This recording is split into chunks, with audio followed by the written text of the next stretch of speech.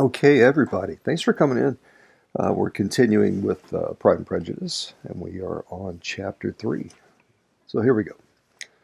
Not all that Mrs. Bennet, however, with the assistance of her 5 daughters, could ask on the subject was sufficient to draw from her husband any satisfactory description of Mr. Bingley. They attacked him in various ways, with barefaced questions, ingenious suppositions, and distant surmises, but he eluded the skill of them all, and they were at last obliged to accept the second-hand intelligence of their neighbor, Lady Lucas. Her report was highly favorable. Sir William had been delighted with him.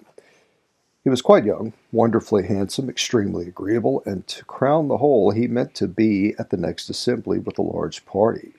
Nothing could be more delightful. To be fond of dancing was a certain step toward falling in love, and very lively hopes of Mr. Bingley's heart were entertained. "If I can but see one of my daughters happily settled at Netherfield," said Mrs. Bennet to her husband, "and all the others equally well married, I shall have nothing to wish for." In a few days Mr. Bingley returned Mr. Bennet's visit, and sat about 10 minutes with him in his library.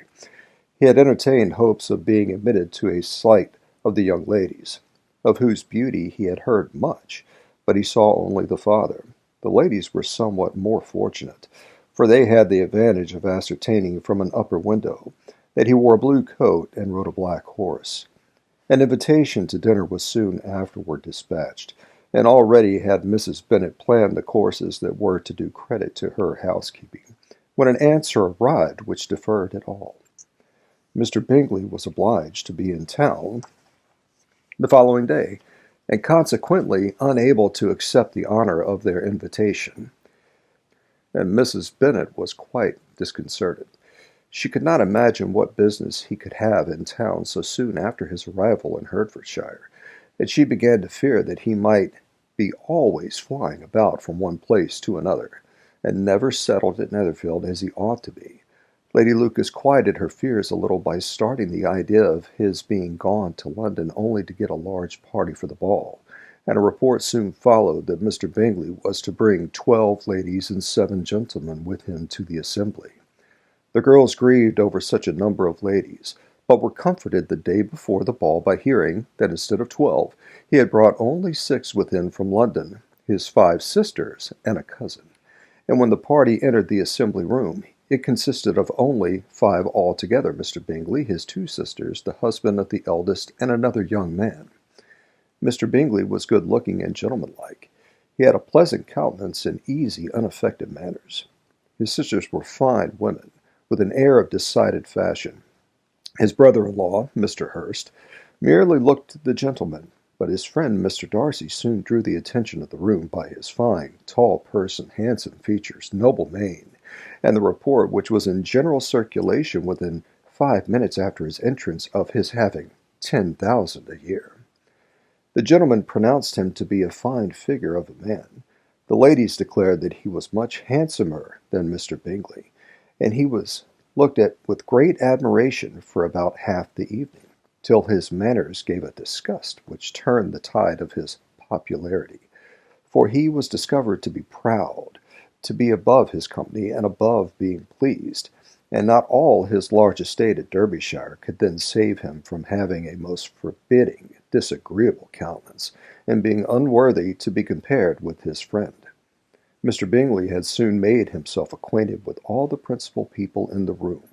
He was lively and unreserved, danced every dance, was angry that the ball closed so early, and talked of giving one himself at Netherfield.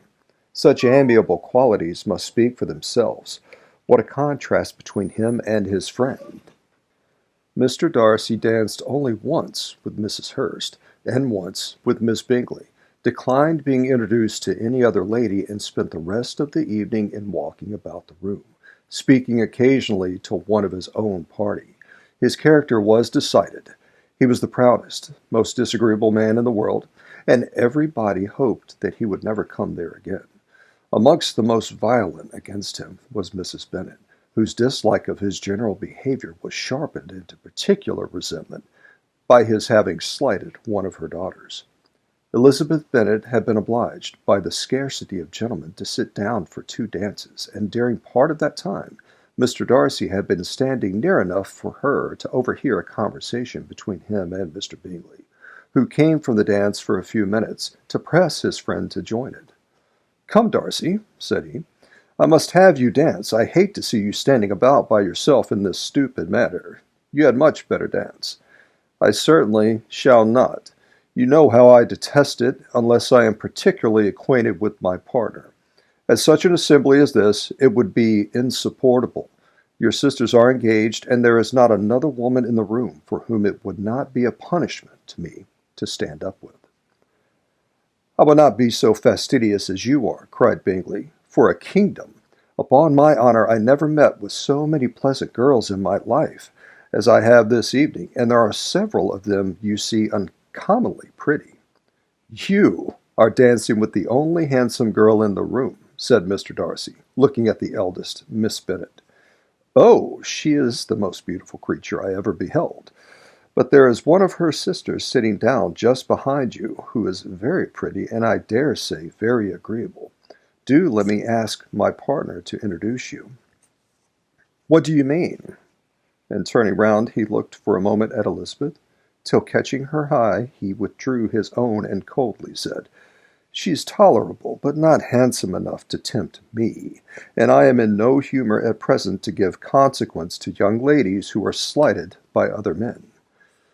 You had better return your partner and enjoy her smiles, for you are wasting your time with me." Mr. Bingley followed his advice. Mr. Darcy walked off, and Elizabeth remained with no very cordial feelings toward him. She told the story, however, with great spirit among her friends, for she had a lively, playful disposition, which delighted in anything ridiculous. The evening altogether passed off pleasantly to the whole family. Mrs. Bennet had seen her eldest daughter much admired by the Netherfield party. Mr. Bingley had danced with her twice, and she had been disgusted by his sisters. Jane was as much gratified by this as her mother could be, though in a quieter way. Elizabeth felt Jane's pleasure. Mary had heard herself mentioned to Miss Bingley as the most accomplished girl in the neighbourhood. And Catherine and Lydia had been fortunate enough to be never without partners, which was all that they had yet learned to care for at a ball.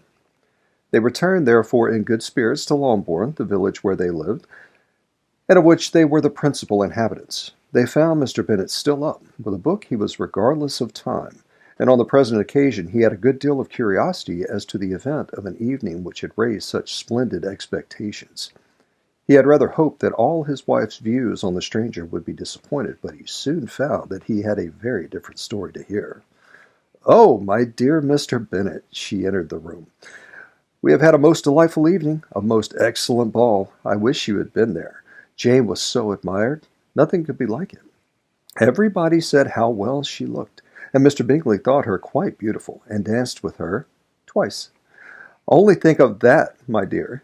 He actually danced with her twice, and she was the only creature in the room that he asked a second time. First of all, he asked Miss Lucas. I was so vexed to see him stand up with her.